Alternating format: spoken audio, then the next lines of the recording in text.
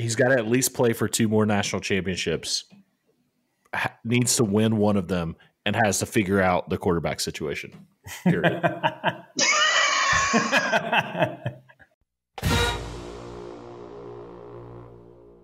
Welcome to My God a Podcast. I'm Jim Wood. In this episode, John Powell and I are joined by our friends Hunter Jones and Jon Smith. We talk about everything from bourbon to the dogs, and we answer questions from you, our listeners.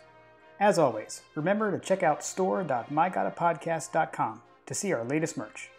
And you can follow us on social media at My God a Podcast. Finally, if you like what you hear, please subscribe, rate, 5 stars obviously, and review the show. If you leave us a review, you just might hear it on an upcoming episode. Now, let's join the conversation in progress. I can take a second to try and get the soundboard set up, but my computer, I think when I updated to the last OS, a bunch of my settings got all messed up. So I did go in there earlier today and it wasn't working. So I have to, all my MIDIs are not set up correctly to merge everything. What sounds do you normally make? I'll just make the sounds. Well, it's like the Munson, trying to put glasses on it. That's right. Yeah. That's right. So all of those are from the soundboard then when I hear those on the podcast. That or, right. Robert's Beal, those are the things. All right. Trying to put glasses on I'll just go. I'll do touchdown, Georgia. Right. Yeah. I can't do Eli Gold. You sounded too exciting. You sounded too exciting. You need to dull it down. I was excited about it. Okay. Touchdown. I'm excited. Georgia. I can't even do Eli Gold because I'm still excited about that play. It's funny for me, when we got on this call, just thinking about the fact, the first time we had you guys on here, for me, that was the first time I'd ever actually talked to either of you guys. It's crazy. I don't know how much things have changed. Obviously now we're also national champions, but absolutely. What a year on so many by fronts. The way, also national champions. Right, exactly. Yeah. National champions, all the things. All the things have changed. Hey, do you remember that time we won the national championship? Yeah, that was awesome. That was pretty cool. God. Oh, that was a good pop. That is a good pop. That was good. What are we drinking? I'm glad we left that in. See, now I feel like I have to join now. Well, this is an audio medium, I know, but have you guys seen these things? It's Old Elk. The Old Elk. Old Elk, and this is the Christmas bottle that I got. It has the little elk pourer. So now I'm going to pour my Old Elk. Is it just regular Old Elk? It's just regular Old Elk. Well, it's the blended, yeah. That's cool. That's so good. It's pretty amazing. So I got the Old Elk, Hunter, for you. And then I know John tweets, you've got the fancy new Old Elk. I'm not saying it's what you're drinking, but. Well, no, I'm drinking the Old Elk Sherry Cask, and it is phenomenal. I've been drinking it. I opened it this evening, been drinking it all night. It's a really good bottle. I'm so jealous. Nice. Yeah. Nice. I'm going to swing by and steal a pour. And now Hunter's going to get the Old Elk. I'm the one that doesn't have the Old Elk Club. I've got the foolproof benchmark. There you go. I don't know that one. I could buy 4 of these for the price of that one that John's drinking. It's true. Benchmark is good though. Benchmark is not bad. It's one of those. Benchmark is probably one of those ones that'll end up being like Henry McKenna. It'll be $50 in 4 years. I'm getting down to the dire straits here with mine. Now, is that the blended or is that the wheated? This is straight bourbon whiskey. I don't know if you can see it on here. Oh, yeah. Yeah, that's the okay. So they have a straight bourbon whiskey, they have a blended, they have the wheated, they have all the finishes. They have a bunch of them now. Mm-hmm. Okay. I've got the blended. So I believe they have a rye. Yeah. They do. Yeah. Yeah. That's whenever I've seen it says wheated, but then I think it's the rye. Or there's a wheated just whiskey or something. For those of you just joining us, this is the Bourbon Podcast. we've got a full 3 minutes on bourbon, which is not bad. We can just keep going, guys. I'll talk about bourbon all night.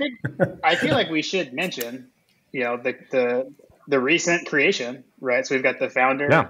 I think we're all founding members, but we also have the founder of the Bulldog Bourbon Social Club. So I don't know. Why don't you just take a minute to talk about it? The man that finished the drill. Yeah. Listen, so we had a phenomenal season of tailgating with the Georgia faithful, right? I attended a bunch of games and tailgates with Wise Dog and Bobby and Greg and a bunch of dog Twitter, and we just wanted to keep the good vibes going. So you three are obviously part of dog Twitter and bourbon Twitter. There's a big Venn diagram, and so my goal is to create a club where we could all get to know other dog and bourbon lovers. Get some meetups going, get a website going, get a Twitter account going, those kinds of things. And so we have the Bulldog Bourbon Social Club, and you can find it on all the socials at Dawg Bourbon, and it's great. We have over 600 members now. It's free to join. You just need to sign up for an email list at this point, and we'll figure out where it goes from there. So we have over 600 people. The reception has been incredible. And, you guys know from the text thread, we talk bourbon and dogs all the time. And so couldn't think of a better crossover. So we're going to get this thing going. Yeah, I feel like that needs to be a tweet or an Instagram post. Needs to be the Venn diagram. I kind of want to see that graphically. I got you a graphic coming. Venn diagram.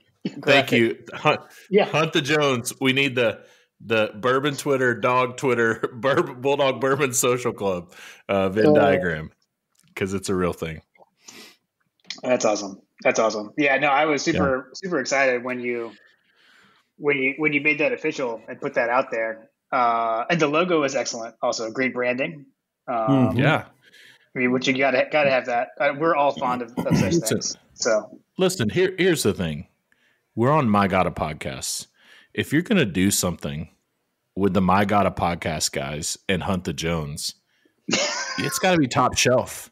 You can't be going out there with weak branding and weak, So we went strong. Big shout out to the guys on Dog Twitter and the Bourbon Tailgates that were kind of the catalyst for making it happen. They were tweeting about it, and I just took the ball and ran with it. So. Yeah, it's awesome. It's taken off. It's pretty cool. The logo reminds me of the tuxedo shop that everybody used to get their tuxedos from, Jim, for the fraternity and sorority events. It was like a bourbon. It was like a bulldog guy that was dressed up in a tuxedo. Listen, it's sophisticated but not fancy. That's the Bulldog Bourbon Social Club. We've got good taste, but we're not high society. So, right. I feel like everything you just described was Wise Dog if you didn't know Wise Dog, everything you just said was what he is. Absolutely. Oh, what was I saying? I was saying something and I just lost it. Oh, I was saying you were saying what the club has, but does it have inside sources? I think because that's a thing that happened since we last talked was when Hunter went viral and was briefly enemy of some people for some reason. Hunter, what was that day like? How many over under notifications that you received from that tweet?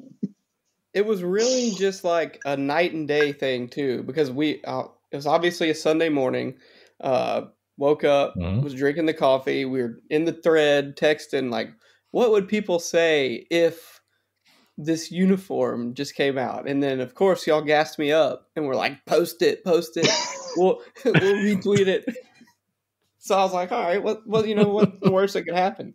So I put it out there. we came up with the right wording, and I went to church, and I turned my notifications off for church, and you know, about an hour and a half later when we left, I looked down at my phone, and Twitter had turned notifications off for me after that.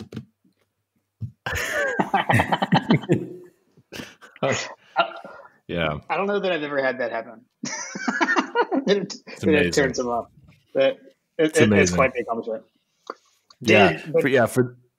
For those who are just tuning in and missed it, Hunter tweeted about Clemson and Georgia wearing Color Rush uniforms, and attributed his knowledge of the Color Rush uniforms, the all red for Georgia and all purple for Clemson, I guess maybe, attributed it to inside sources. The inside sources were actually the text thread between the four guys that you're listening to, and it was a joke. But man, people took that seriously. That thing caught fire for sure. Yeah, you were like, I'm not sure. Like Anthony Dasher may have blocked you over it. I'm not. We can't confirm that or not. But as he tends to do. If you haven't been blocked by Anthony Dasher, are you even a Georgia fan? Right. I mean, you breathe the air. You breathe the air. You've been blocked by Anthony Dasher.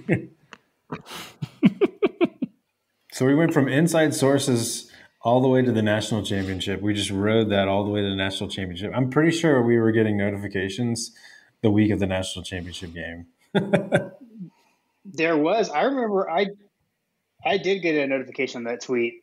Like, it may have been after the national championship game. There was something happened. Somebody liked it or something way, way late, which I thought was pretty hilarious. I still have a hard time wrapping my head around this season and that this is all real and that it actually happened.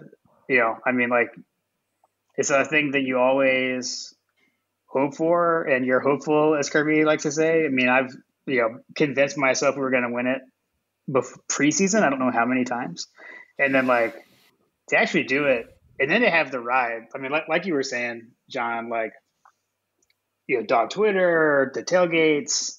It was incredible. I mean, it was a special season, on the field, obviously, but also off of it. I know, at least for me personally. Yeah, totally. This was, I mean, if, there are a lot, you guys have been Georgia fans your whole lives, like I have, and been to numerous games, especially Jim and John, when you're on campus. And so, how seasons go, right? You have those, at least for me, I have had every season, I've had those few kind of memories to look back on where it's this tailgate was awesome. This game was awesome. This play was awesome. This, interaction with a group of people was awesome.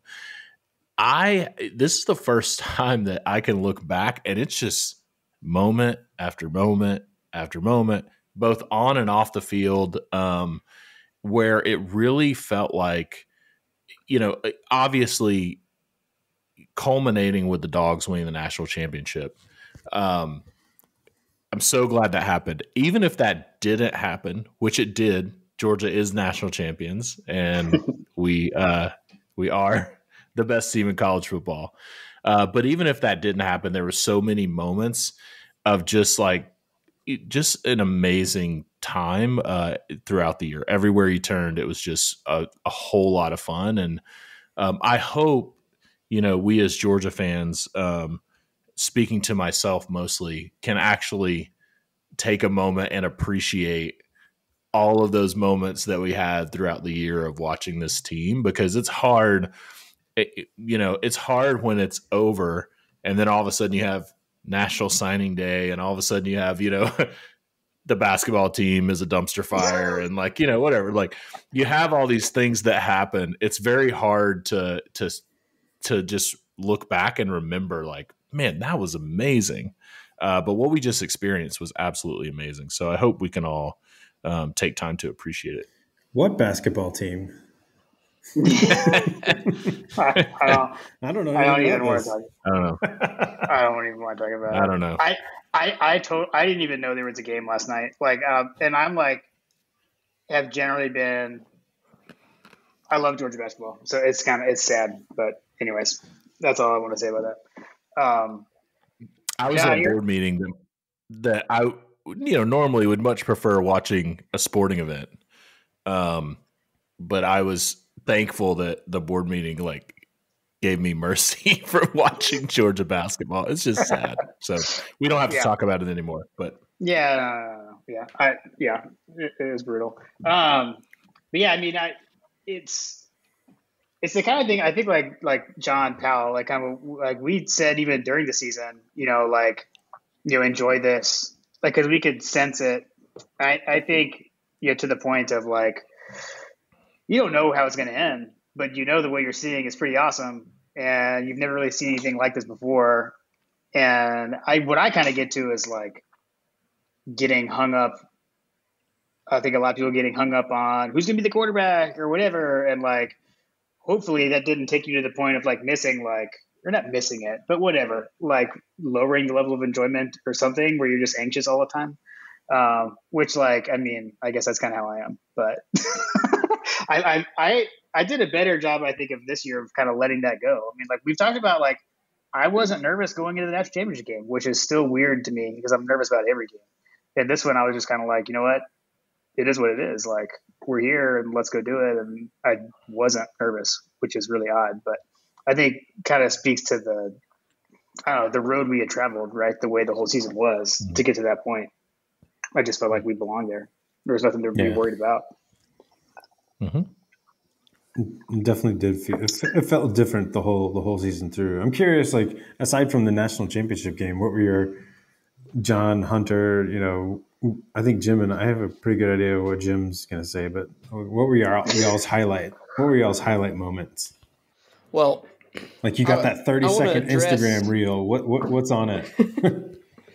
Before I get into my highlights, I want to talk about, that whole, not being nervous going into the national championship game. I think a lot of that came from the fact that it was pretty obvious that Georgia was the best team all year, right? Other than the one game, the one afternoon in Mercedes-Benz Stadium, which is a house of horrors. Yeah. They were the best team all year. I mean, even in the Michigan game, it was like the Michigan game. If that Michigan game had not have happened in between the SEC championship and the national championship game, I think all of our feelings would have been very different. But when we saw the national championship game, or we saw the SEC championship game happen, then we saw Georgia go out and absolutely dominate Michigan in a fashion where Kirby could have named his score on Michigan. Mm-hmm. You realize, like, okay, either that SEC championship game is an anomaly, or Alabama really is that good. And we saw Alabama against Auburn. We saw Alabama against LSU. We saw, like, against Texas A&M. Like, we saw them throughout the year. So I think, for me, that you're right, Hunter. It's we weren't nervous because we knew how good that team had been. And I think we were all confident that team was still there. It just had, the anomaly that, like, Nick Saban has never gone undefeated in a 15 game season. And he's the greatest college football coach of all time. So I think that's just something, that, I think that Michigan game, though, like, thank God that Michigan game happened, because it definitely helped with my nerves personally. Yeah, no, you're totally right. Hunter, what's your Instagram reel of the season? What's on it? Well, obviously we start with all red, Color Rush, the whole hysteria around it. I mean, what a way to start it. And then the Charlotte trip and the tailgate in Charlotte and just that whole game. I mean, I can't get over how awesome of an atmosphere it was to watch a college football game at that stadium and in that city. And from there, I'm trying to think. Personally, I remember the games that I got to go to. I have season tickets, but as everybody knows, I live in coastal Mississippi. Like, it's every bit of a 7.5 hour drive for me. And as a teacher, I'm leaving after school at 4:00, which is 5:00 Georgia time. So, the drives up there. So the games that I got to go to, they are what vividly stick out to me. I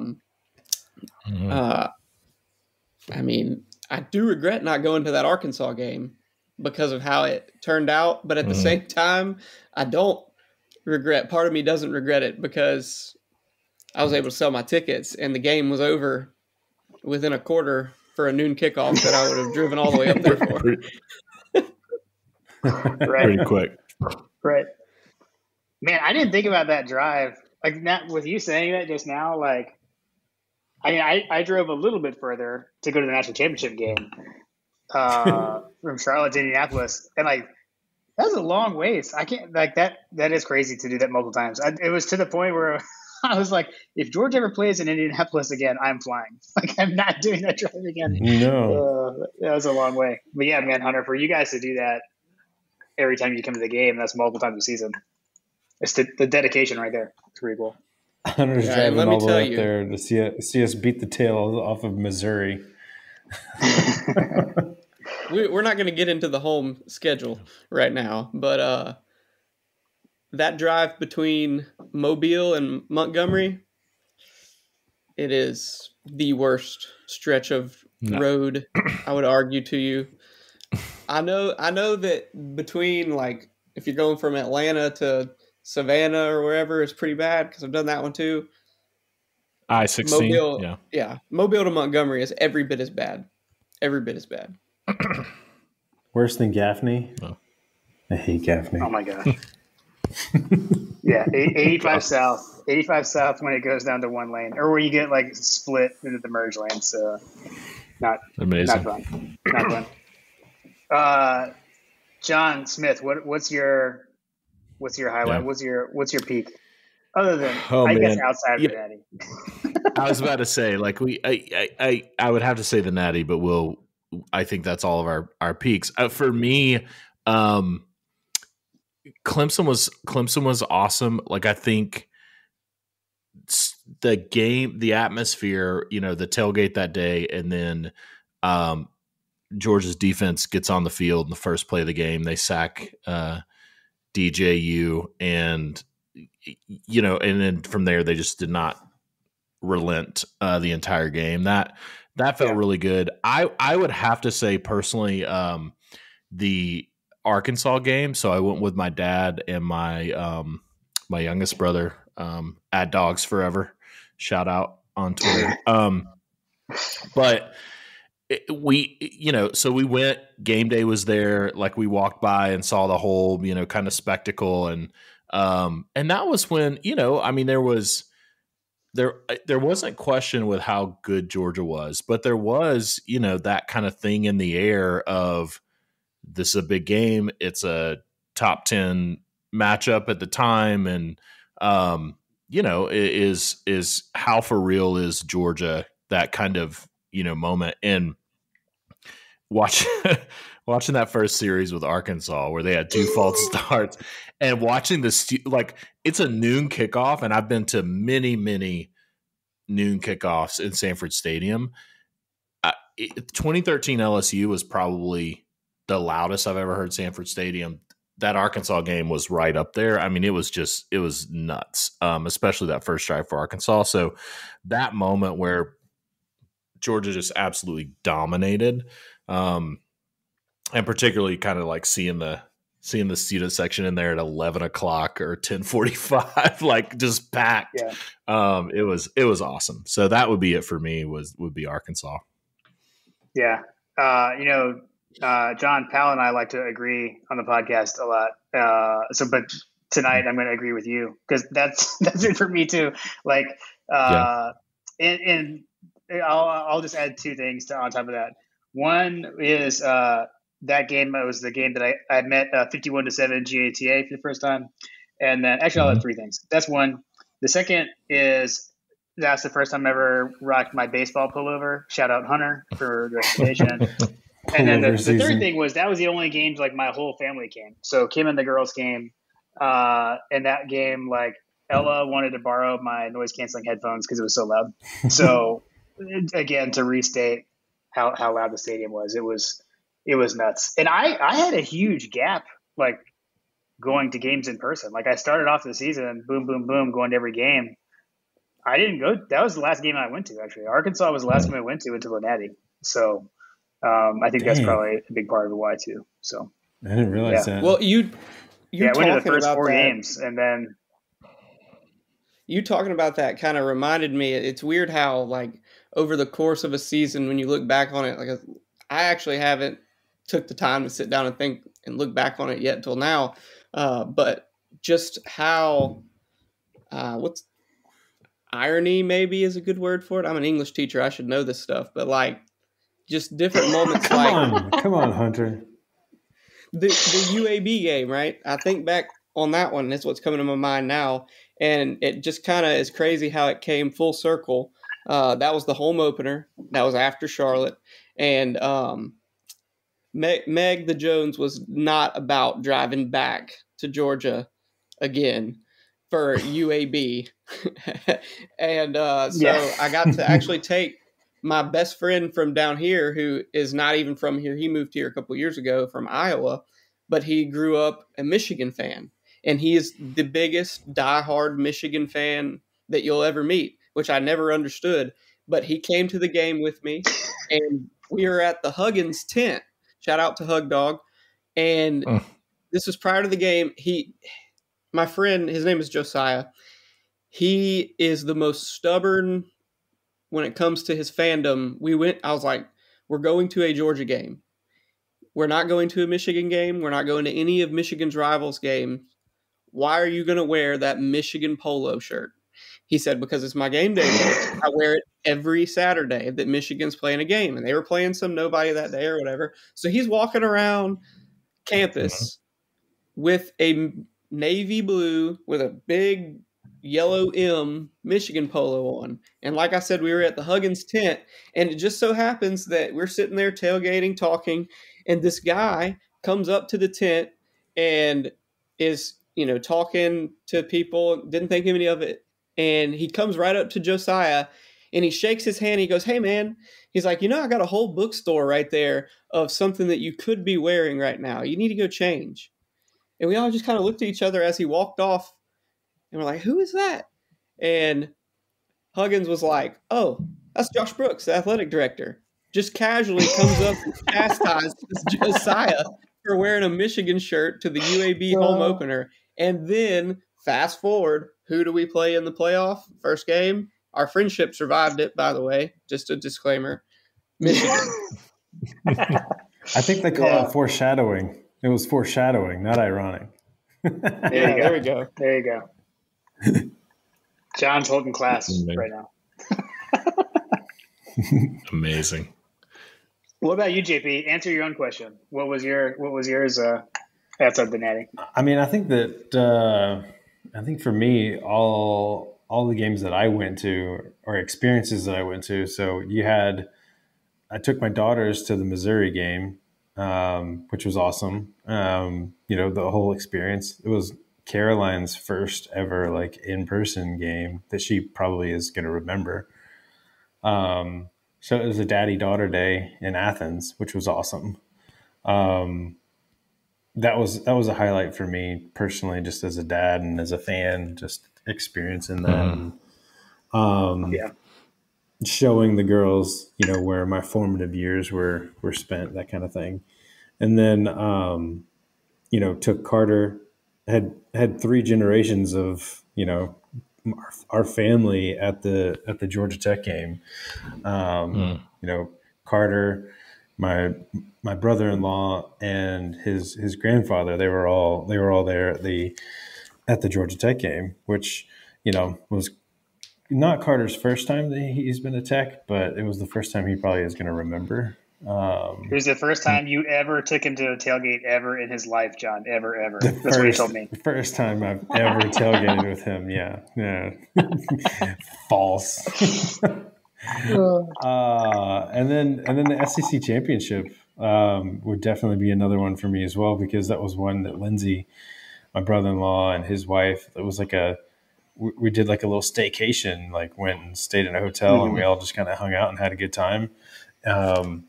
The game sucked, but we had a blast. I was gonna say, it's impressive for you to be able to pull the positive memories out of that weekend. No, dude, that was some good times with some folks that you normally get to kick back with without kids. You know what I mean?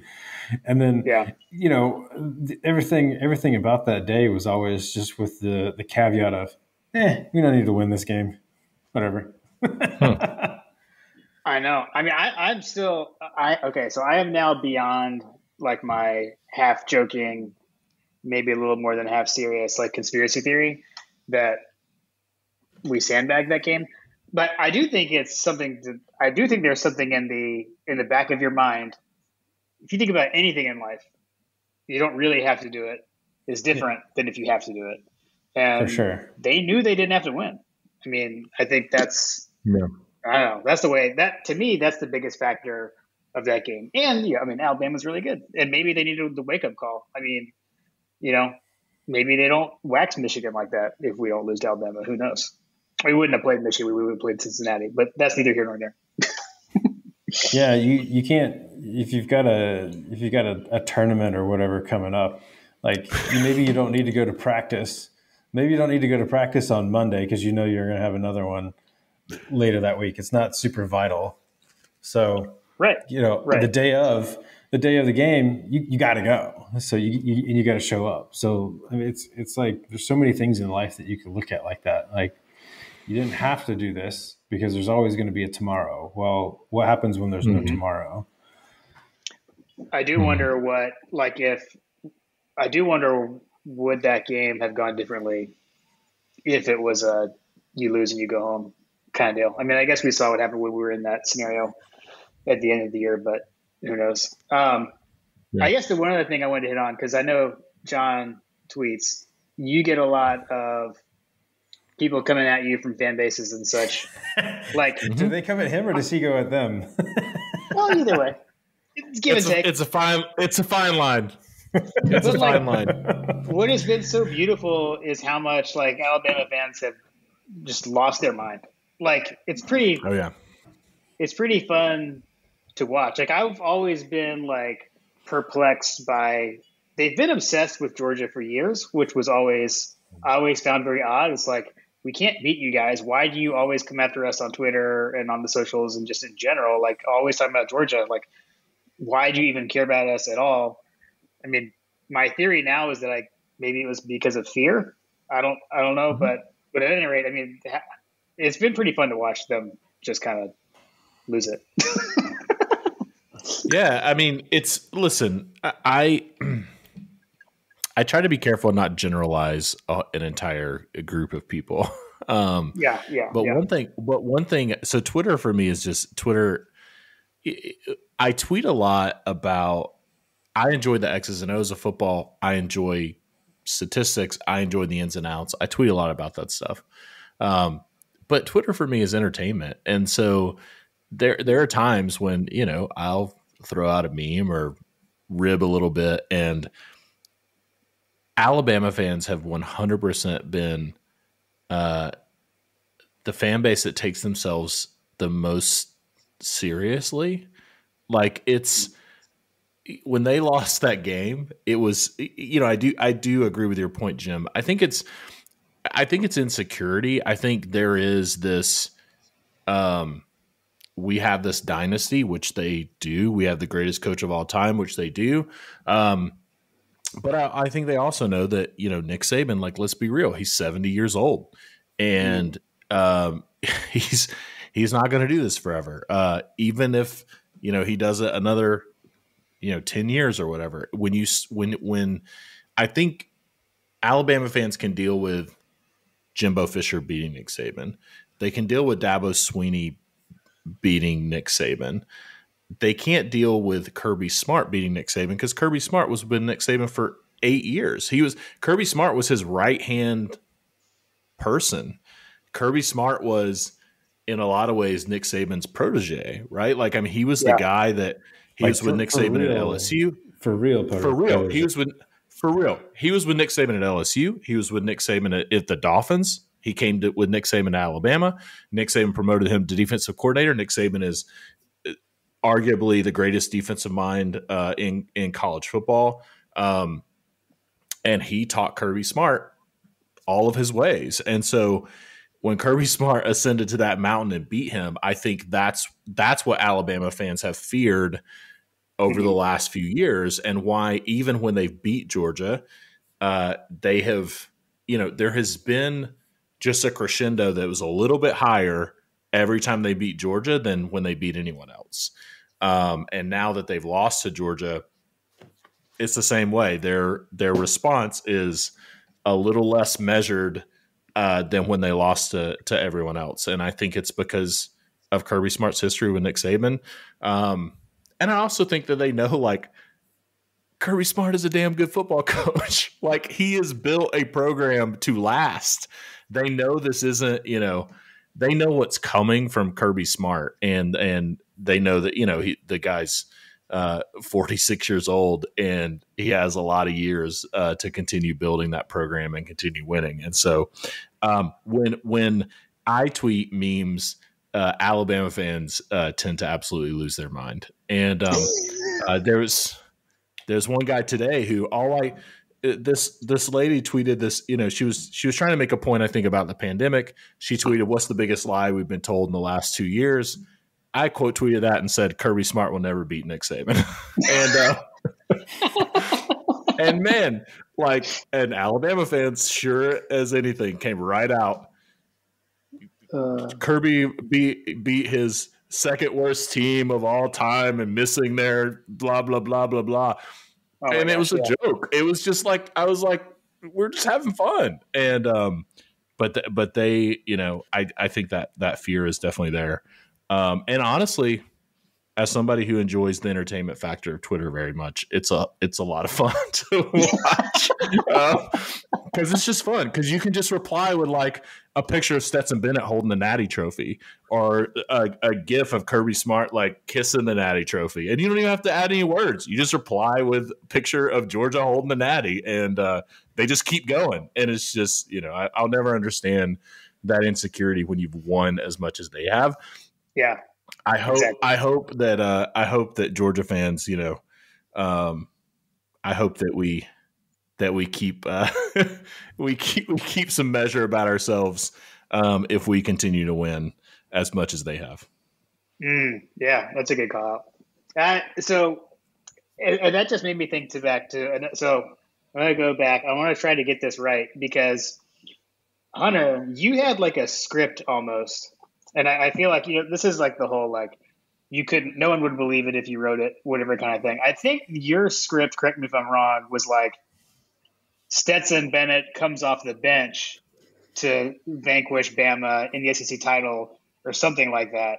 I think that was it. Am I getting that right? I think that was kind of your plan. That was like when things were going back and forth. UAB weekend when he came in and played that game. I remember I was in the stands with Josiah, and I was like, this dude is like the third string quarterback. Why is he playing right now? And then I shot a text message to the thread, and I was like, I'm calling it right now. Stetson Bennett I didn't think he was going to be the starter by any means, but I was like, we're going to make it to the Natty, and he's going to come off the bench just because so many people are making such a stink about him playing this game against UAB. And sure enough, he didn't come off the bench and beat them, but he played the whole season and beat them. Yeah, yeah. It's still incredible. I mean, how long do we have to wait for the Stetson movie? Like, in the olden times, it would have taken a long time, but now it's like Disney Plus and stuff. I feel like it may not be that far out. Think about when that Clemson movie, I can't remember what it was. We need the time. How much time passed between that happening and the movie? This is where I need the soundboard because we need to put glasses on it. So there's the usage. Fail. Sorry, my bad. Yeah. So safety came out in 2020, which was the story about the guy that was from Clemson, which I feel like that happened like 10 years plus ago, right? Yeah, I mean, it's in my mind it's recent, but I'm old. I'm 42, so everything it feels not in the grand scheme of things. It doesn't feel like it was that long ago. Whatever. Well, I hope it's sooner rather than later. Yeah, 20 years. 20 years. Yeah. 20 years. Yeah. I don't care what anybody says about defense. The defense was an historic defense, generational defense. Absolutely. Yeah. Stetson Bennett, literally in the spring of last year, was talking to the coaches about, should I go somewhere else, because he wasn't getting reps. Like he was so far down the depth chart that he was like not getting any meaningful reps in spring, right? I mean, the spring game, it was JT Daniels starting on one team and Carson Beck starting on the other. Like he was the guy was down there, and to go from that, not only former walk-on that ended up getting a scholarship to come back, but he went from in the spring where he was on the depth chart to leading the offense, leading the team. And people can say a number of things about him, but the guy, he made some bad decisions and some bad throws in the SEC championship game. But he also, Alabama scored 24 points in the second quarter. Georgia was shell shocked, and Georgia's down, whatever it was, 17-10 or whatever, and Stetson took him right down the field and scored. He comes out, he throws an interception, right, and then Alabama goes and scores, and kind of the game is getting wonky at that point. But then he takes him down the field and scores again. Like the guy was he was resilient throughout the entire season, and I hope he gets his movie, because God, I would want a movie. I mean, are you serious? Right? Like I'd be like, I want a movie. I mean, I feel like that has to happen. Yeah, it has to happen. Yeah. I mean, there's no better. I'm hard pressed to think of a better story than his. It's incredible, and I feel like it's easy to forget, or maybe it shouldn't be easy to forget. I mean, the guy's been really good at Georgia. Like for all the crap that people throw at him, take away. So the game at Alabama, I wouldn't put that on him either. I'm talking in the COVID year. And then he was absolutely balling out against Florida, and we were waxing Florida until he got hurt. And the play that Rosemary Jackson broke his ankle, and Stetson got hurt, and that totally changed the game. And then we didn't see it. And Georgia was missing Jordan Davis, Richard LeCount. Yeah, there were some guys on defense that would have made a difference against that Florida team. Yeah. If Stetson were able to stay healthy, but again, Stetson is I don't know his starting record, but he's lost 3 games in 2 years, and won a national championship, won a college football playoff game. Even in the game that the SEC championship that we lost, he threw for over 300 yards and 3 touchdowns or whatever. So and a couple. Yeah. Well, yes. Bryce Young threw a couple interceptions in the Natty. So, yes, it turns out if you throw interceptions in big games, it's not good. It's not good.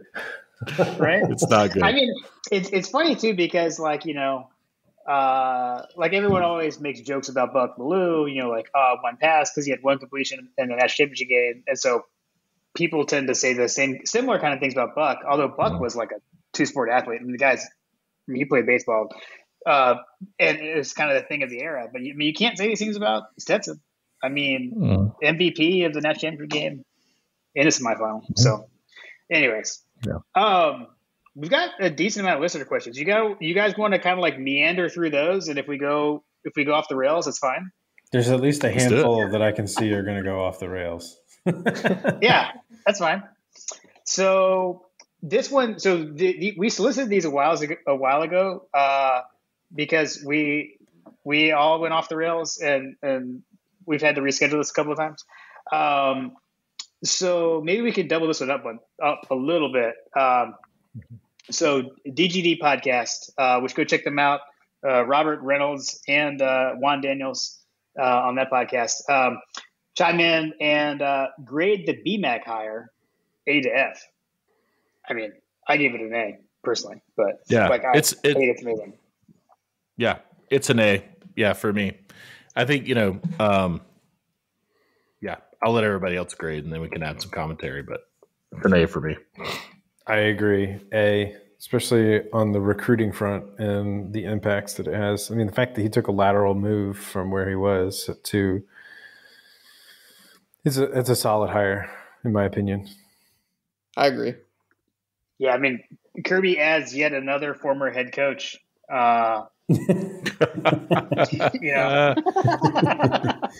his staff. So I love it. That's amazing.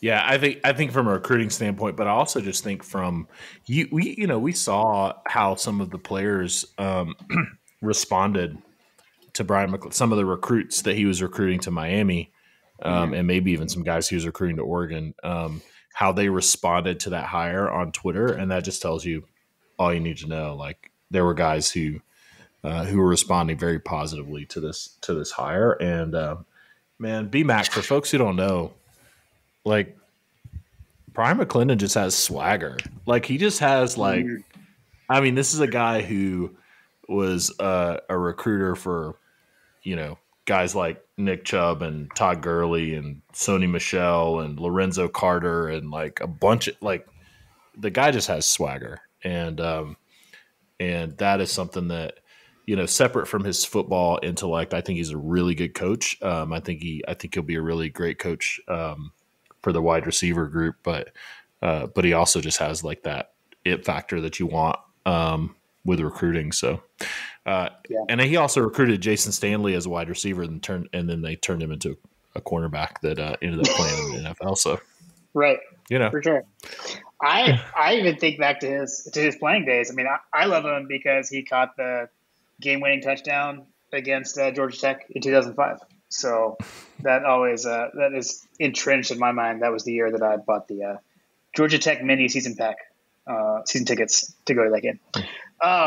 But so what I was saying, we could maybe double that up a little bit on Fran Brown, who's the new, I believe, cornerbacks coach at secondary, but like focus on corners, right? So we got Muschamp's going to be the safeties coach, and then Fran. So I don't know much about Fran Brown other than I have heard good things, and people seem to be pretty high on him. I don't know if any of you guys know anything about him.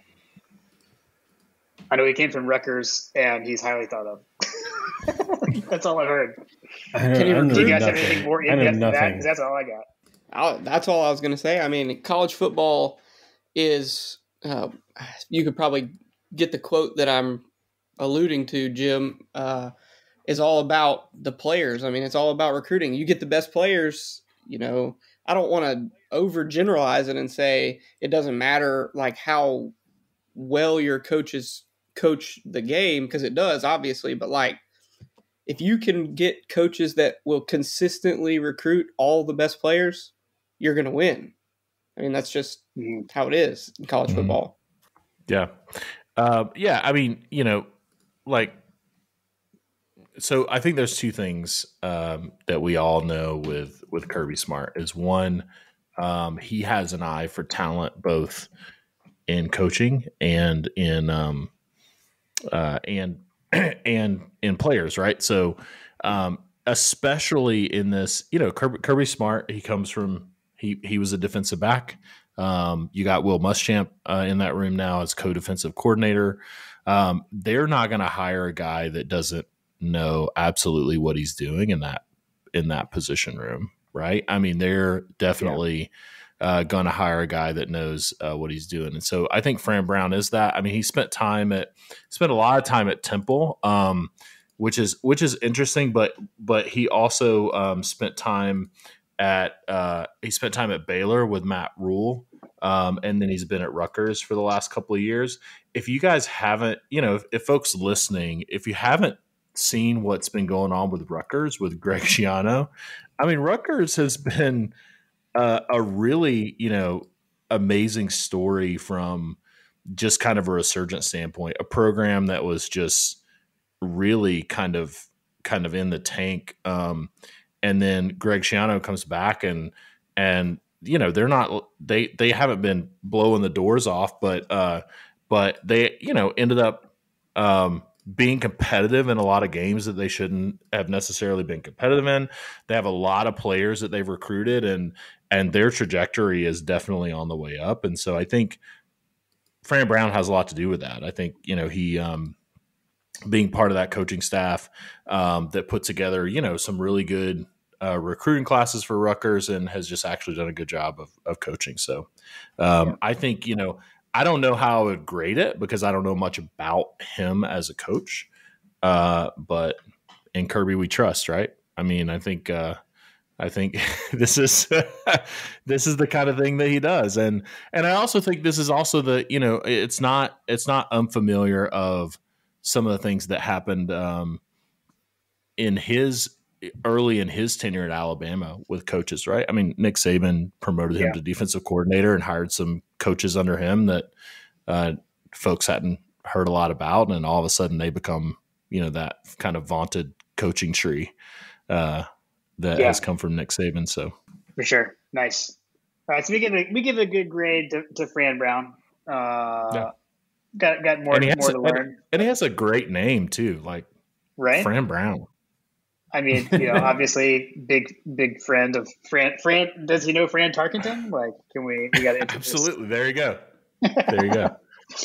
I don't know. I may have just spilled the beans on part of my as I segue. I haven't totally decided yet, but let's go to the next one. So from Zach, SC Dog 864, big listener, frequent question asker.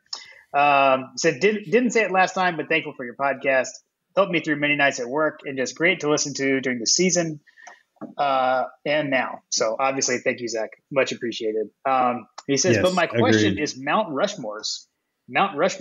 So Mount Rushmore's of Georgia players, and he's got some eras. So we could probably do an entire podcast on this. But so he's got like pre-2000s, then 2000 to 2010, and then 2010 to 2021. We might have to like round robin this to get to it, but like, because pre-2000s is a really wide range. So obviously Herschel's on the pre-2000 Mount Rushmore. And then I said Fran Tarkenton. I don't know. Fran, I'm too young to really know. And you definitely think of him more as he's more well known for his NFL career, I guess I would say, than college. So I would for me it's Zaire in that area as far as quarterbacks, but. Yeah, I mean pre 2000s though, right? So it's got to be Champ Bailey. Yeah, Champ Bailey, Hines Ward maybe needs to be on there. Sure. These are guys. It's interesting because when you're talking about Mount Rushmore, I think hindsight is always 2020. I don't know that we realize. What Hines Ward really was when he was at Georgia. But anybody that can do kind of what he did on some teams that how do I say this politely, that should have been better than they were. Right. So I think you got those guys like pre-2000s that fit in there. Garrison Hurst maybe in there. But if you're going with Mount Rushmore, and what are there 4 on Mount Rushmore? There are 4. I think Herschel Walker, I think Eric Zaire. I would put Champ Bailey on there, and then you got one more that you got to figure out. JP is counting on his fingers. He was told there would be no math. Yeah. Yeah. Is there 5? Aren't there 5 on Mount Rushmore? No. 1, 2, 3. Yeah. Okay, 4. Yeah. All right. This is not where I expected the question to turn to. Off the rails. You know who I would put on there pre-2000s? Dead serious. Mount Rushmore, Kevin Butler. Yeah, that's actually a really good one. Dead serious.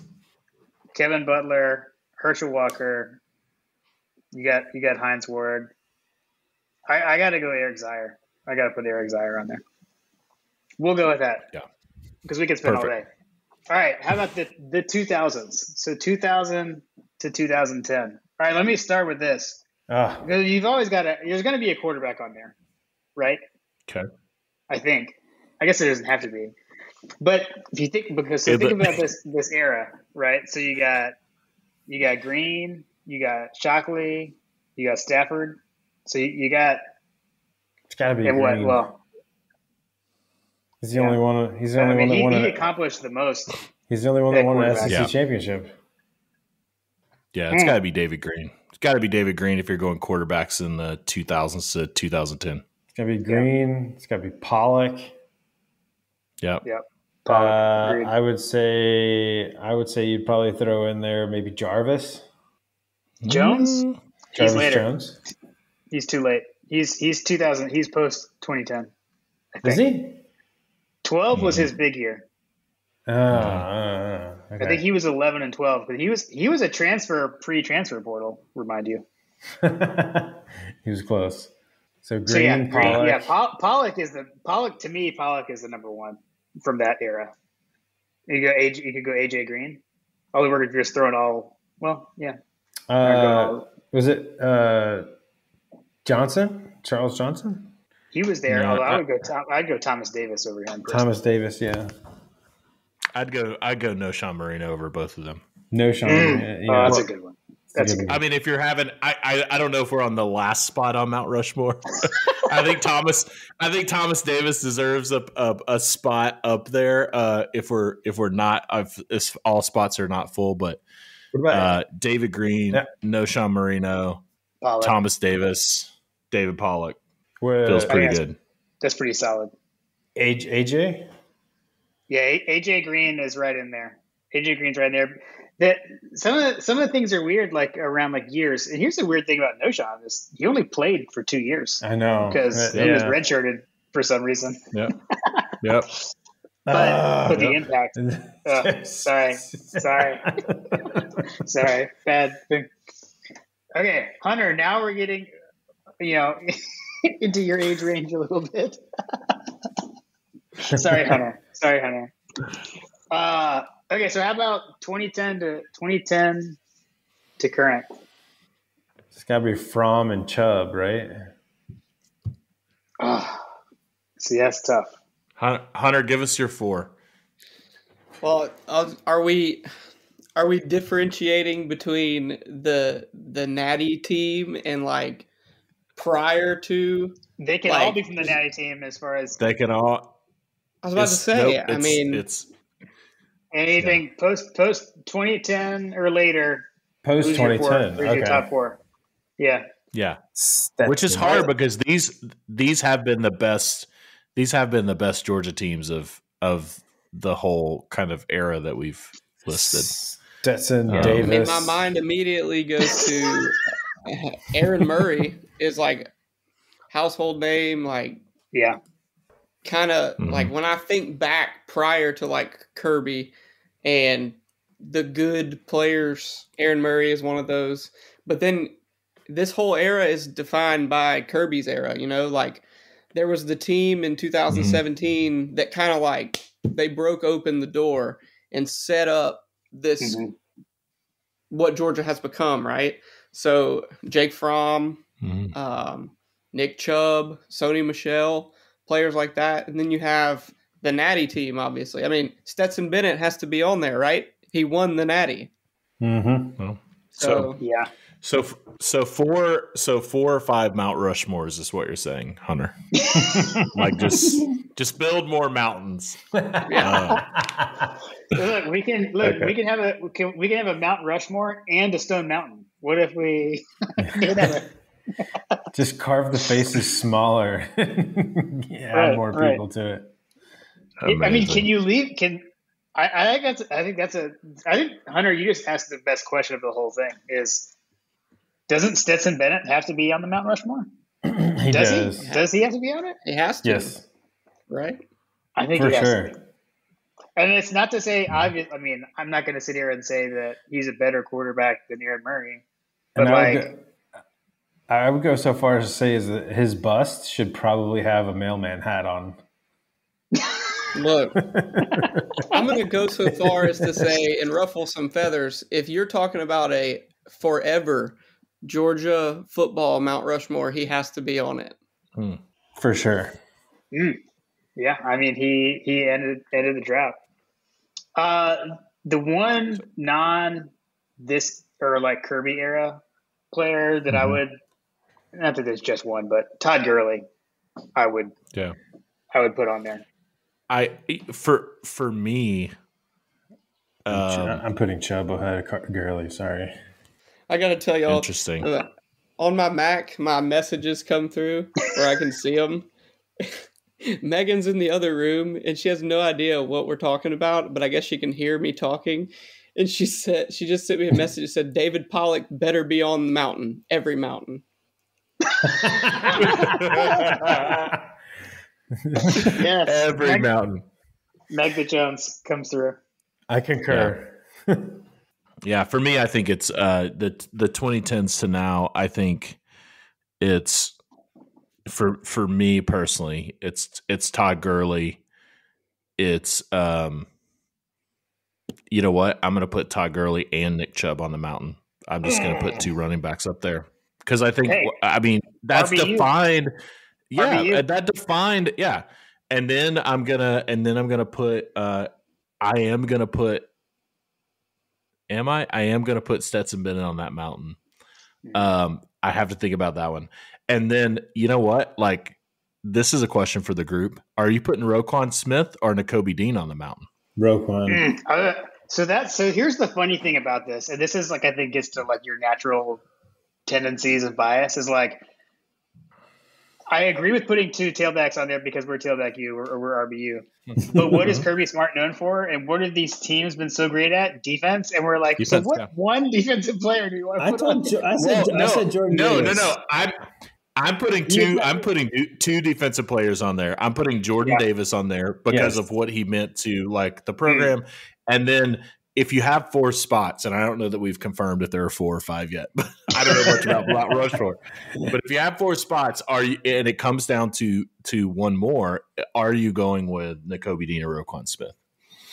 I will tell you guys, for me, I'm going with Nakobe Dean. I'm doing it. If you watch what Nakobe did this season, and even watch what he did in the Peach Bowl against Cincinnati, where he's yelling at guys to get in position. Everybody, like, you just watch the way he led that defense. And outside of that, you look at his pick six against Florida. You look at some of those plays he made against Michigan. You look at kind of what he was doing against Alabama and the Natty. Like, I'm going with Nakobe Dean. 3 years ago, I would have thought that was blasphemous, but I agree with you. Mm-hmm. Yeah, I would say you talked me into it. It's pretty amazing. It's pretty amazing. And Roquan, I mean, he's an all-timer. I still say it, and I say this a lot, and I don't mean to say that he should have come back to school because that's irrelevant. If he had come back, we win the Natty in 2018. But whatever. Mm-hmm. Okay, so we went as far off the rails as I thought we would with that one, which means that was a great question, Zach. Thank you, and hopefully we sufficiently answered it. All right, John Michael D. All right, first off, shout out to Hunt the Jones for the glorious NCAA BCS National Championship Bowl game champions designed for the Cheeseheads. So if you're not in the know, I was going to grab it. It's like I would have to move. I have one. I have two, actually. Hunter designed a sticker with that on it. That's a Corrine Brown quote that is frequently used on the Second String podcast, and Hunter designed the sticker for them. So shout out Hunter, and I agree. I'm shouting out Hunter because I've got two of them, and they were actually mailed to me directly from Corrine Brown, apparently, according to the return address, which I thought was pretty amazing. Yeah. So the question is, between Jimbo and Kelly, Jimbo Fisher and Brian Kelly, who is now more likely to continue the pattern of behavior that would be fitting of the heir of the clown King throne. So who's more Clown King, Jimbo Fisher Brian or Kelly. Brian Kelly? Brian Kelly. Brian Kelly. Final answer. the fastest answered question in the history of My Kind of Podcast. Guys, I'm gonna say this right now to everyone listening. LSU is gonna regret hiring Brian Kelly over Dave Aranda. I agree. LSU should have gone to Baylor and backed up the Brinks truck and brought Dave Aranda back to LSU. They're going to regret. Their athletic director is known for trying to make splashy hires. He did this with Brian Kelly. I think they're going to regret it. Yeah, I mean, thankfully for us, he did that because we're getting great memes created already, and we need a replacement for Dan Mullen. So I salute you. I salute you. Everyone, go on Twitter and search for Miles Brennan dance. It was way worse. Miles Brennan, his NIL, he did an NIL commercial where he did this ridiculous dance, and it was worse than Brian Kelly. He wasn't dancing on anyone, but the dance itself was worse than Brian Kelly. So, Brian Kelly cannot execute the circling camera like Kirby can. Kirby obviously owns that weight. All Kirby has to do is just kind of look goofily into the camera. Brian Kelly is going to end up being, I think I agree with John. It's going to be a terrible hire. I almost feel bad for the guy. The lucrative amount of money he's getting paid makes me not feel bad for the guy. But having grown up here in this area that I grew up in, around LSU fans my whole life, the moment he stops, or if he never starts, winning, they are going to eat him alive. It is going to be awesome to watch, terrible for him, make you feel bad for him, that type of bad. I guarantee. Exactly. That's what I was going to. With you being in the region, what was the, I know what it was here, but in the region, what was the reaction to the weird, fake accent in the introductory, when he went to, was it a basketball game or whatever, and he's talking and he suddenly had this half Cajun accent or whatever? Are people making fun of him there, or? So far, from what I have been able to see, at least with some of my immediate family that like LSU and the people that I know that like LSU, they are on a wait and see. We don't like him, but if he wins, we'll like him.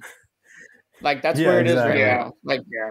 Too early to tell. He's corny, whatever. We don't like him, but if he wins, winning cures all for LSU fans. It really is just that simple. Until you stop winning, and then they fire you, even if you just won, like Coach O, who was there.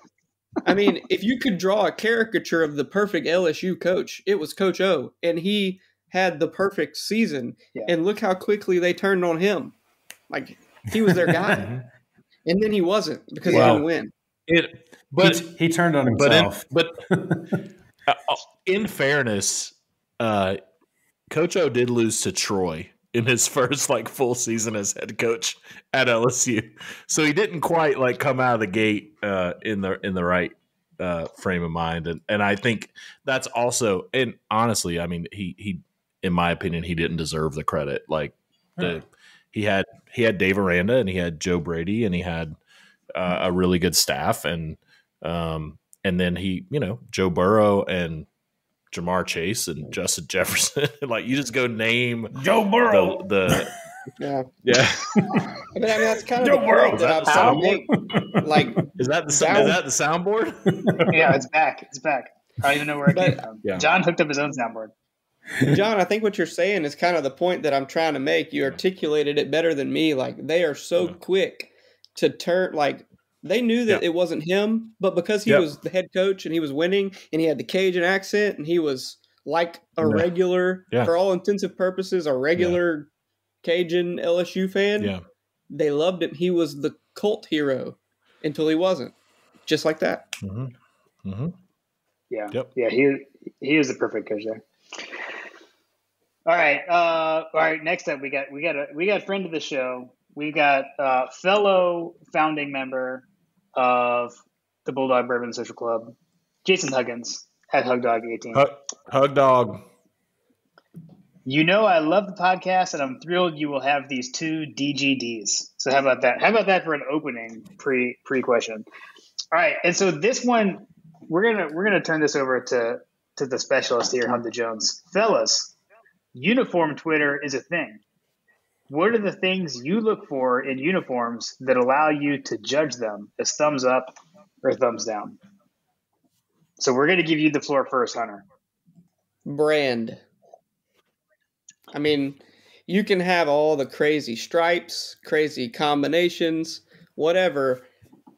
That doesn't make it look good. What makes it look good is if it is consistent with your brand. Whatever that brand is that's established, your uniform needs to be consistent with the brand. And for people who, might not have the uniform lingo like I do or like some of us do, when I talk about brand, I'm talking about the colors. Okay, so everybody knows Oregon for their uniforms, right? But more than half of their uniforms aren't school colors. Like, not even close. So, like, to me, Oregon, as cool of uniform designs as they come out with, I don't think that their uniforms are good unless they incorporate the colors of their school and their brand. And another thing that immediately pops into my mind is like number font. Like everybody wants block font. Like I know we're all about block font. But like it would be better, and this is just my opinion, take it for, grain of salt, whatever. You don't have to just throw a block font on there and say it's good because it's a block font, because that's what we had in, the 80s or whatever. Like Michigan did a really good job with it. North Carolina did a really good job with it. They both have a block font, but it's a branded block font. And it's branded specifically to their school. And, some people call it Nike speak. Like they go in and they really do. Like I wish it was my job. Like I can't hate on them because I would do it in a heartbeat if they offered it to me. And they have people from Nike or whatever school that does it, if they do it right, that go in and they live in town and they stay on campus and they get paid to research and find various design elements of the campus or of this history or this historical logo and incorporate them into the brand. And sometimes it comes out really good and sometimes it comes out really bad. But I will say this for Nike, 9 out of 10 times it comes out really good. It really does. Where Nike goes wonky is when they start letting coaches or whoever influence having 100 different combinations that half of them don't end up matching, or let's have this color jersey, so we'll throw it together on Nike Team Builder and order it. You know what I mean? Yeah. Man, you kind of crushed my heart on the don't just chase nostalgia, but that's okay because I think that's valid. Because I know, for me, that's generally. I mean, look, and not just in uniforms, right? A lot of times you're looking for nostalgia, and that's why it is quote unquote cool, right? Because it's what you remember. So I'm about to ruffle so many feathers with this. You ready for this? Oh, here we go. Here we go. The nostalgia that you're talking about, that nostalgia for you, is how you grew up remembering Georgia football, and especially winning Georgia football.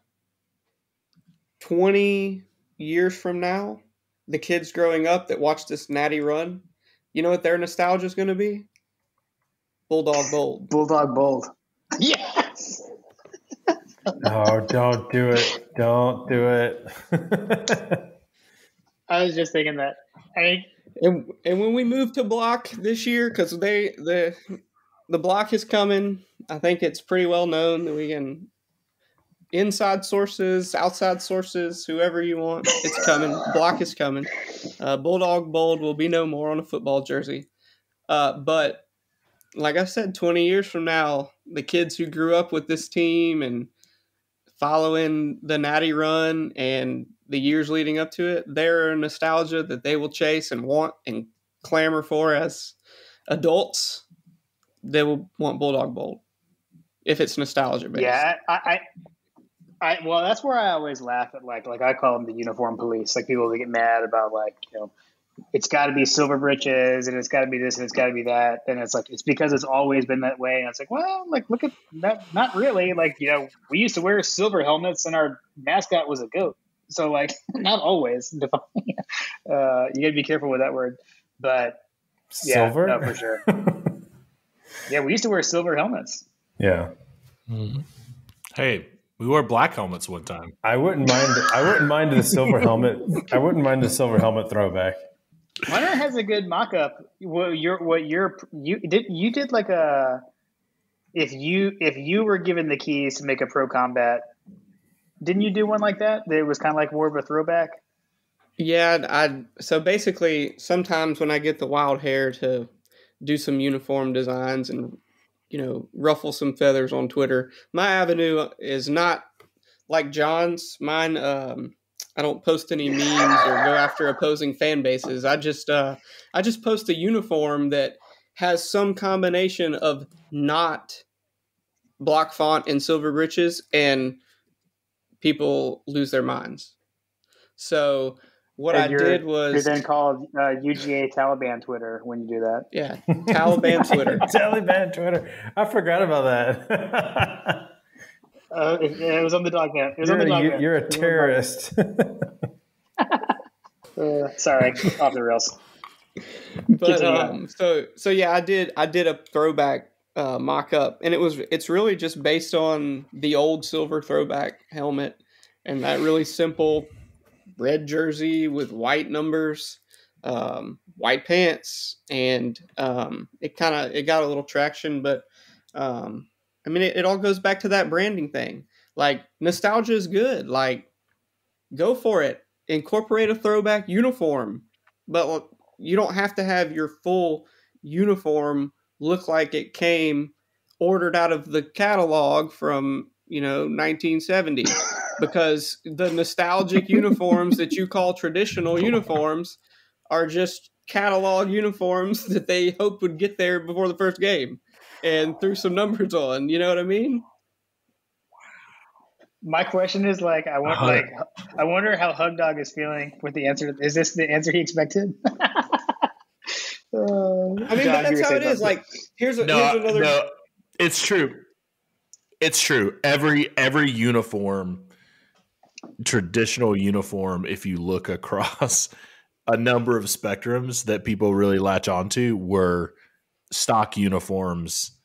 It's like a template. Like some of the uniforms that Georgia wore in the 90s that a lot of people have nostalgia for were the same uniforms, like the same lettering, different color scheme, obviously, but the same lettering, the same holes like in the uniform so it could breathe, that I wore playing football in high school in Northwest Georgia.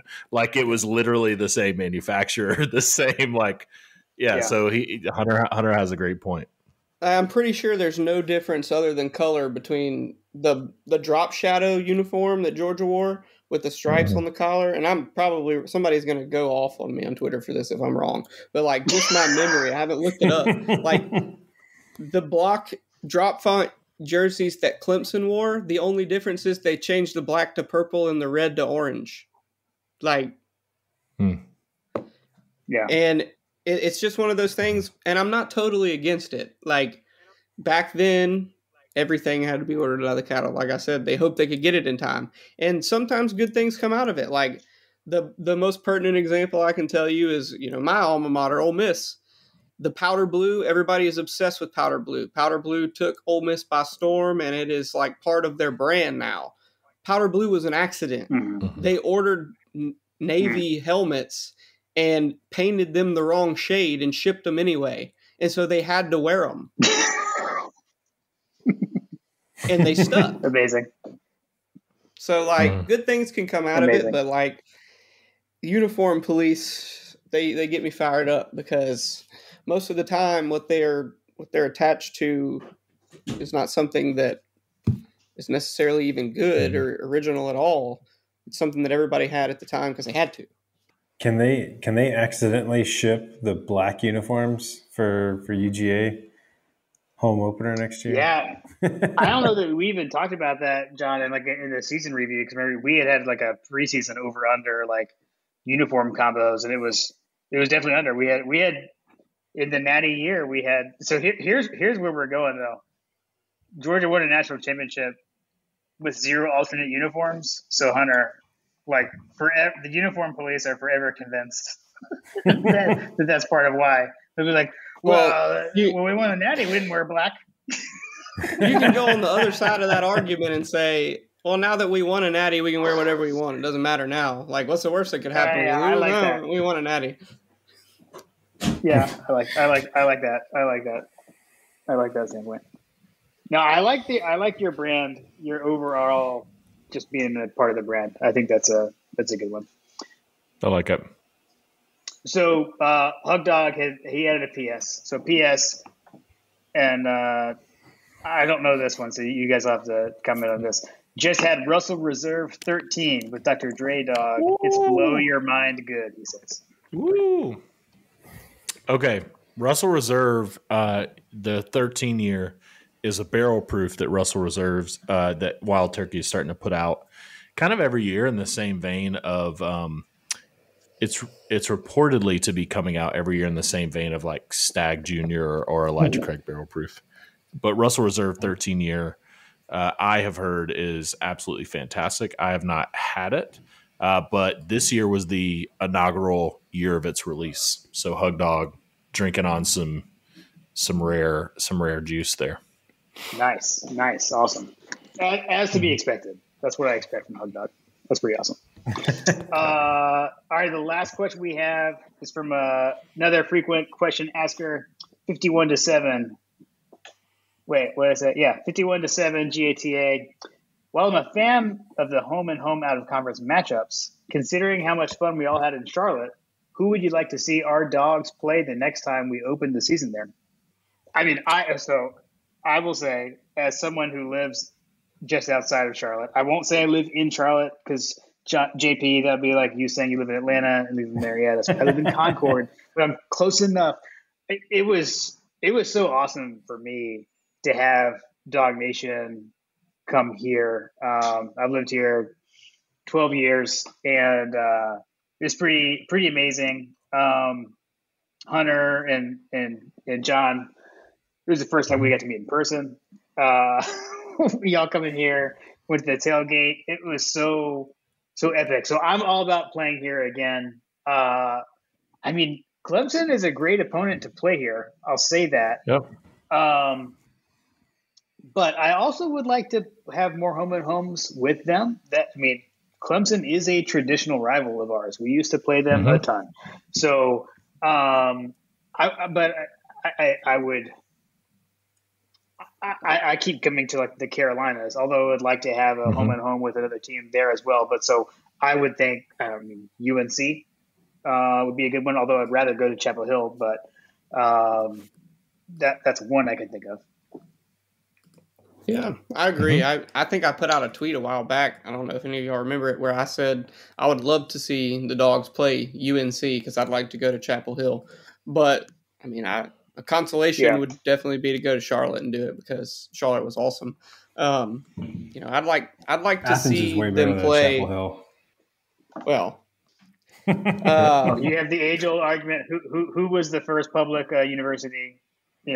We were funded first. They had class first. All that kind of stuff. Chapel Hill is a nice city, though. It's cool. I've been there. It's kind of like watching a game in Georgia. I was going to say, Stadium. I like the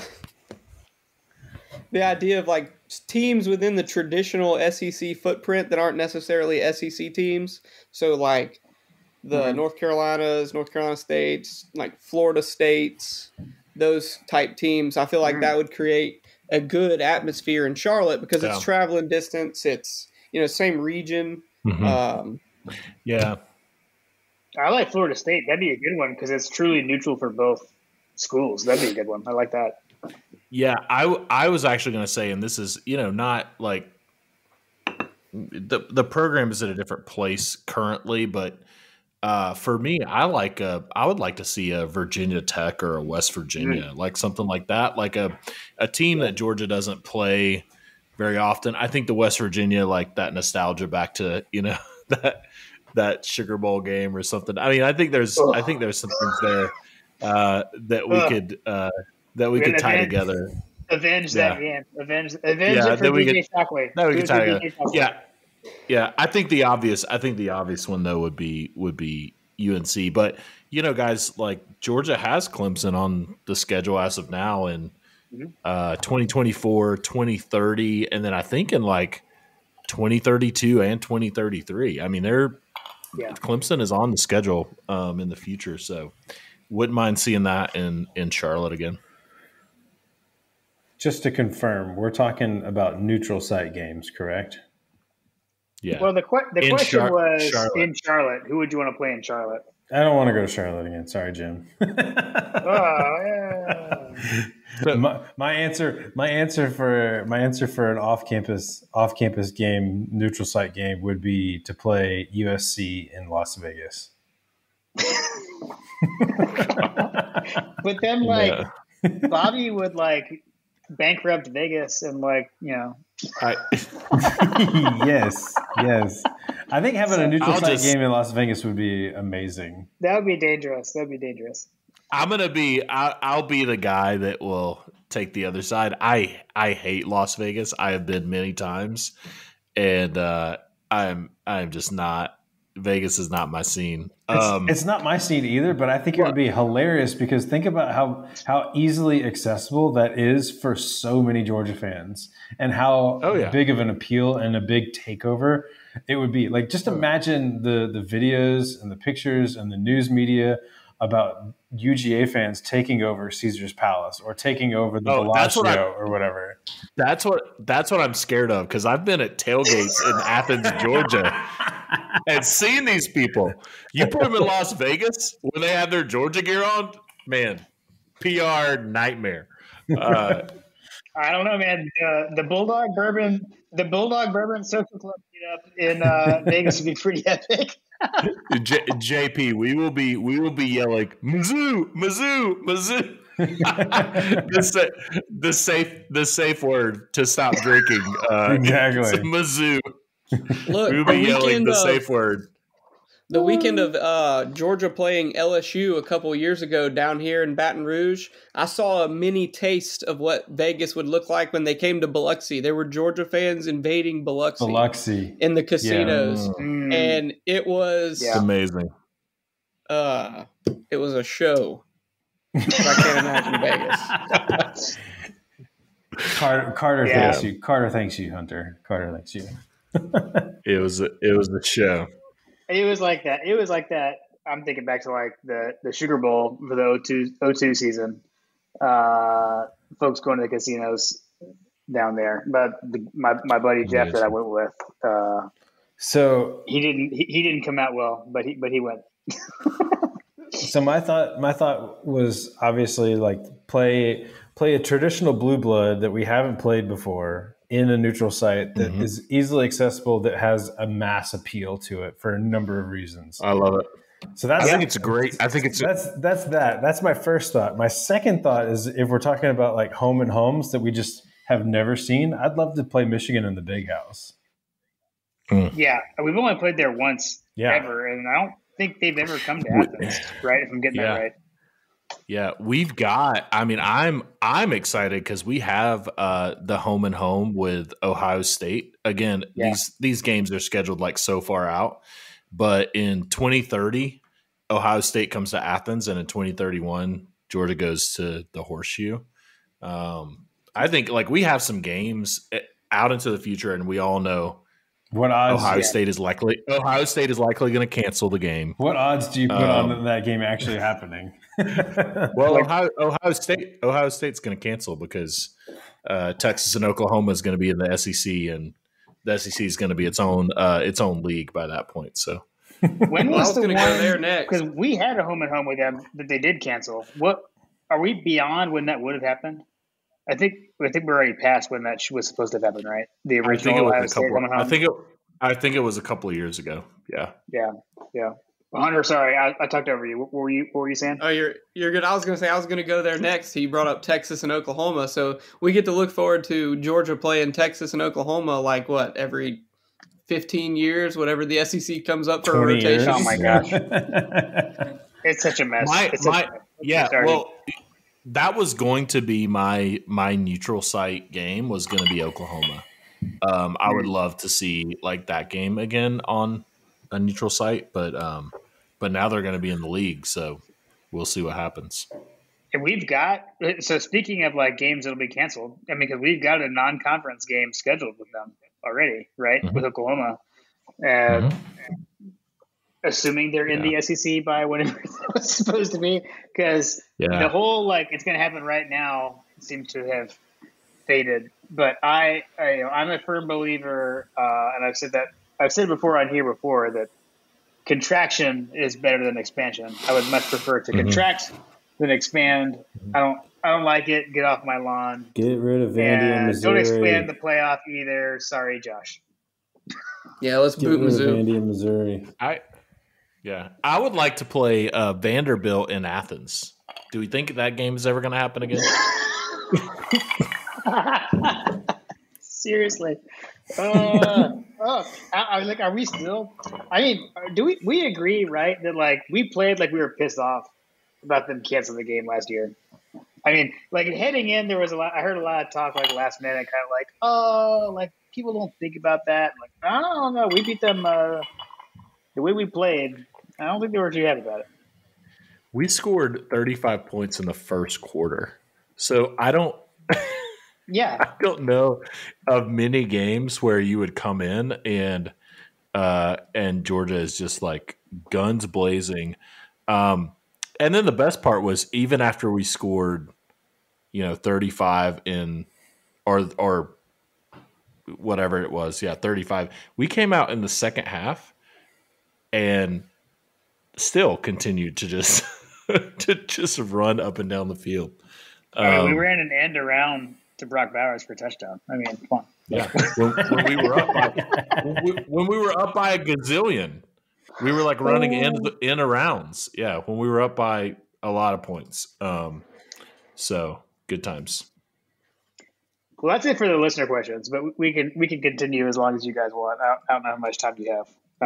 It's getting late into the evening, but I'm trying to think of how to wrap. I mean, because to me it was just such a special season, and I just think through like I said, the experiences on the field, off the field, friends made. John Powell and I go back to college, but you two guys, I mean, again, like I'm laughing at the fact that like this is the second time you've done the podcast, and the first time you guys were on, I only knew you guys from Twitter. I had literally never talked to you before. And we're at the point now where like, I can't remember. I'm hard pressed on, obviously maybe before that recording. It's like, I talk to you guys literally every day now. Every day. Like the friends made throughout the season, just for me adds to the specialness, I guess. It's just I don't know what a year, and for you guys to be there with us along the ride has been it's been special. It's been special. That's the best word I can use. Well, I think this year the biggest win for me has been becoming friends with y'all and other folks from Dawg Twitter and all of the My God a Podcast gifts that have continually been circulated and used. I mean, I'm seeing them used like there's like blue checks, like just using My God a Podcast gifts on a regular basis now on Twitter. So I feel like we've all come a long way in many ways. For sure. For the first time we talked. So yeah, absolutely. Yeah. So we're all going to be in Atlanta, right? For Oregon? For sure. Oh gosh. I'm having. I'll definitely be in the parking lot. Let's put it that way. I'm having issues with G-Day. I'm not sure I'm going to be able to make G-Day, but G-Day, Oregon, Atlanta, penciled in for sure. G-Day is typically a family affair for the Powells, so we will usually be there unless we got to be at a soccer. I think we have a soccer tournament that weekend. I think. Yeah, that's my issue. There's no way. But yeah, no way I'm getting anything done outside of my couple mile between my house and my school with trying to finish this schoolwork until May. It has been the worst semester so far, like the worst. And it's not even halfway done. Hunter educating us on uniforms and educating America's youth on actual. I'm sure you've noticed my absence in the thread. And educating himself. The text thread. And getting educated himself in a master's program. Yeah. Well, the trifecta education. Well, the Bulldog Bourbon Social Club will be hosting a tailgate at G-Day, a tailgate in Atlanta, a tailgate in random places on the side of the road for no reason at all. So just as an excuse to get together and drink bourbon. So be on the lookout for all of those. But yeah, I'm excited. I'm excited to get together again in person whenever that happens. I have for all of us. So. I'm gonna riff off something that I saw Seth Emerson post, and I'm curious what you guys would think, and I'm curious about what others would say. Like, chime in on Twitter. But so Kirby Smart's won the national championship. What constitutes a success for Kirby Smart and the program over the next 5 years? Do they have to win another national championship? Like, what constitutes success over the next 5 years? The next 5 years? Yeah. So if we don't win a national championship, we don't compete for college football playoff. I can't remember what his was like a multiple choice answer. I'm leaving this a little bit more open. Like, what looks like success in the next 5 years for the UGA program? I mean, anybody will go. I would say you gotta stay in the hunt, right? Okay, so I think that was one of his choices. One of his choices was be in contention for a college football playoff. Another one of his options was win the national championship in the next 5 years. Another one was win a college football playoff game in the next 5 years. And then I think the other option was nothing matters. It's a success no matter what, or something like that. Yeah. Yeah. I mean, it's tough. I don't know. It's easy for me. Very easy. Go. He's got to at least play for 2 more national championships, needs to win one of them, and has to figure out the quarterback situation. Period.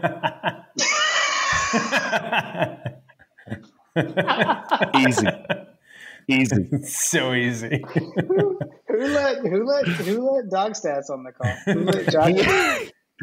He is the last part was kind of a joke, but he's already solidified himself, right? He's played for a national championship. He's won multiple college football playoff games. He's won a national championship. Success going forward over the next 5 years is exactly what y'all just said. Like, you just got to stay in the hunt. You can't be an LSU. But Kirby has proven like he's not an LSU. LSU has been in one college football playoff, and they won it with that one team. Kirby Smart has been knocking on the door, and Georgia they've been in it. They've been the first team out. They've been, like, one loss could have changed, an entire trajectory of their season. And so I don't think he has anything to prove, but I do think if he's going to maintain the level the bar that he set for himself, that you hear him talk about all the time, you're either a leader or you're not, like all of these things, you definitely in the next 5 years, I don't think you have to, think you need to be in the hunt every year. I think you probably need to get to 2 national championships over the next 5 years and win one of them to really, kind of solidify that this year wasn't just a generational defense, popping up and making noise. Wasn't and figure figure out the quarterback situation. bring me Arch Manning. I don't know what you're talking about, John. I don't know why we're talking about that. Like, we have a quarterback. His name is Stetson Bennett. He's returning quarterback. I'm kidding.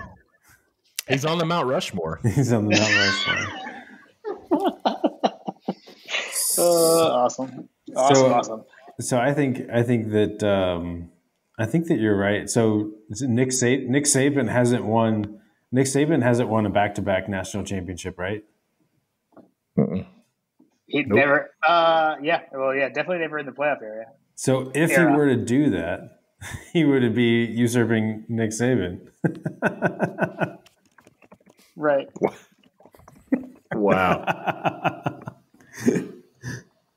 I don't know that he will do that, but I'm just saying, like, we have something to play for next year.